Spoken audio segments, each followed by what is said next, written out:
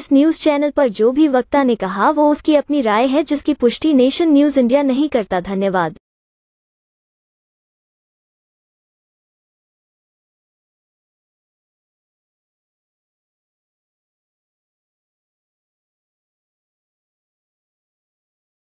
के लोग भारत के अमूमन सभी राज्यों में पाए जाते हैं और उनकी नेशन न्यूज इंडिया चैनल में आपका हार्दिक स्वागत है। आज हम भारत की राजधानी दिल्ली के अंदर बात कर रहे हैं जंतर मंतर। आप देख रहे हैं पूरे देश के अंदर तबाही मच रही है। एनपीएस को लेके, जातिवाद को लेके, एक राष्ट्र एक समाज एक वोट का जो सिलसिला चल रहा है, और आज बड़े पैमाने पर जो एक रजक समाज है, या हम दिवाकर समाज कहें या कनौज समाज कहें, अगर हम सीधा मिला के कहते हैं, आज धोबी समाज ने भी जंतर मंतर पर डेरा डाल दिया। हमारे बीच में क्या नाम है सर आपका? मैं सुरेश तंवर, प्रदेश अध्यक्ष विश्व रजक महासंघ हरियाणा। ऐसा है जी, भारत में 28 राज्य हैं, जिसमें 17 राज्यों में हमें अनुसूचित जाति में रखा गया है, 11 राज्यों में हमें पिछड़ी जाति में रखा गया है। जब हमारा कार्य एक है, हमारी जाति एक है, तो प्रधानमंत्री जी हमारी जाति के साथ ये अन्याय क्यों?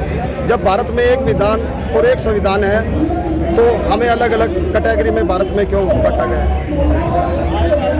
हमारी मेन मांग यही है कि हमें भारत में एक समान अनुसूचित जाति में शामिल किया जाए, क्योंकि एक सफाई कर्मचारी, अस्पताल की गंदी चदरें धोने वाला धोबी अगर एससी में नहीं है तो फिर कौन आएगा?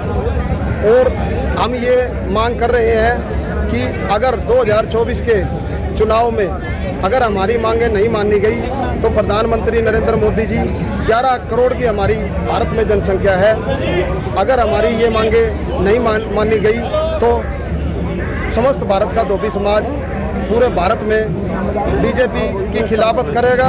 वह सुरेश तंवर जी, मैं रोकूंगा आपको। आप जो कह रहे हैं कि हमारी जाति अलग अलग राज्यों में अलग अलग तरीके से पुकारा जाता है, एससी समाज में तो 6000 जातियां हैं, क्या फायदा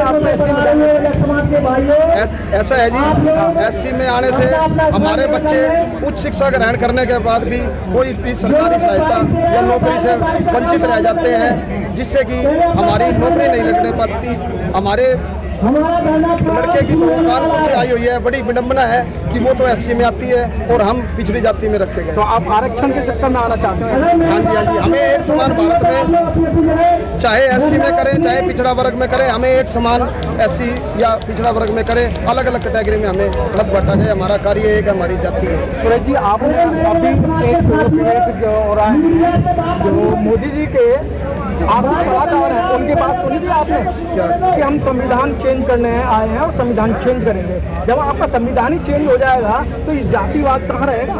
मैं तो ये बोल रहा हूँ जी, या तो इसको बिल्कुल ही खत्म कर दे, आरक्षण बिल्कुल खत्म कर दे और जाति के आधार पर आरक्षण दे दे, जिसकी जितनी जनसंख्या है उसको उतना आरक्षण दे। और अगर नहीं तो हमारे साथ ये अन्याय क्यों? कहीं तो हम बीसी में, कहीं हम एससी में।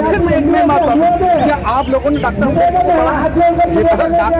पढ़ा होता तो आप यहाँ नहीं होते? डॉक्टर अम्बेडकर की अगर विचारधारा चले होते, डॉक्टर अम्बेडकर के मिशन में चले होते, तो ये नौबत नहीं आती आपको कपड़े धोने की। आपने बोला कि हम गंदे कपड़े धोते हैं। जो एससी समाज के अंदर चमार जाति थी, उन्होंने अपना काम छोड़ा ना, आज हर एक गली के अंदर अफसर मिलेंगे आपको। ये बड़ी ही वो है जी, हमारे हिसार जिले में हरियाणा में 7 धोबी की पोस्ट पे एसपी जिला पुलिस में लगने थे।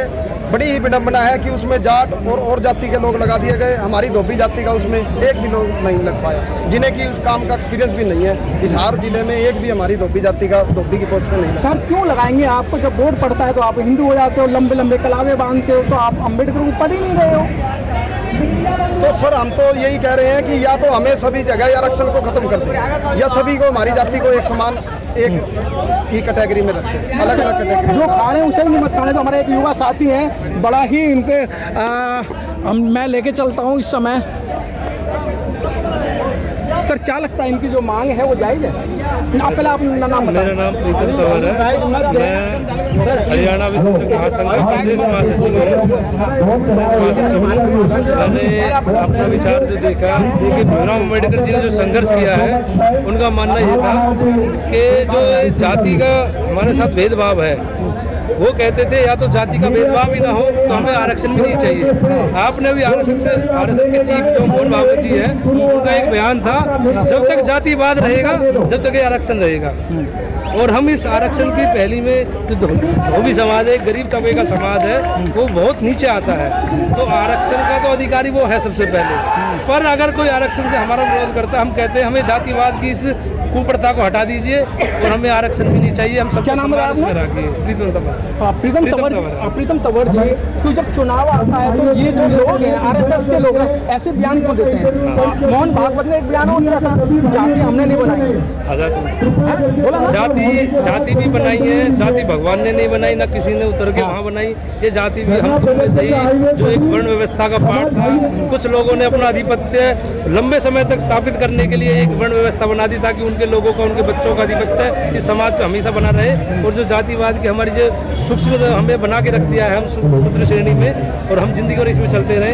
पर अब वो समय बदल चुका है, अब लोगों में जागरूकता आने लगी है पढ़ाई लिखाई के कारण। और हम एक ही बात चाहते हैं, या तो इस जातिवाद की कुप्रथा को खत्म करके सबको समान जाति बनाए, या फिर हम सबको आरक्षण देके इस धोबी समाज में जो 11 राज्यों को वंचित कर रखा है एससी के उसके कोटे से, हम सबको भी बराबर करें।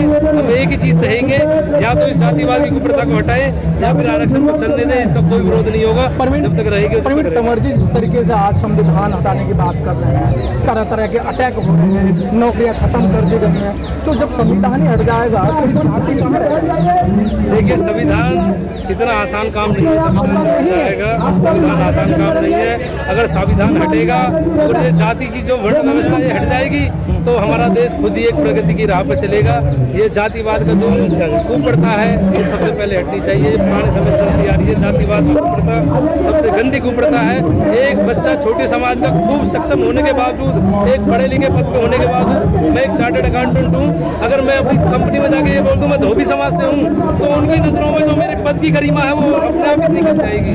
तो ये कुप्रथा को जो हम सह रहे हैं, इस कुप्रथा से हमें बाहर निकालिए। या तो सबको एक संविधान, एक जाति, एक इंसान, एक मानव जाति में रखा जाए।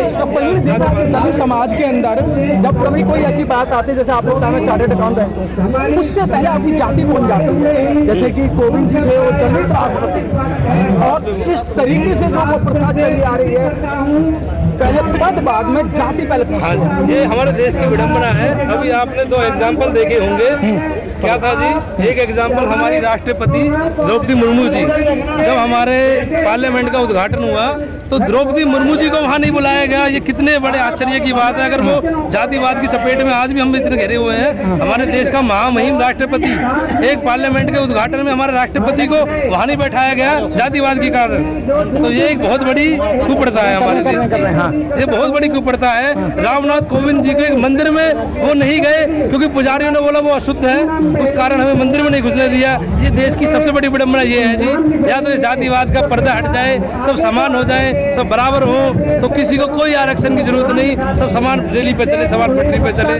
आपने देखा जो हमारे देश के महामहिम राष्ट्रपति, हमारे देश के राष्ट्रपतियों को जातिवाद की चपेट में आज तक घेरा हुआ है, तो ये देश कैसे हम आगे बढ़ेंगे जी? ये सबसे बड़ी विडंबना है।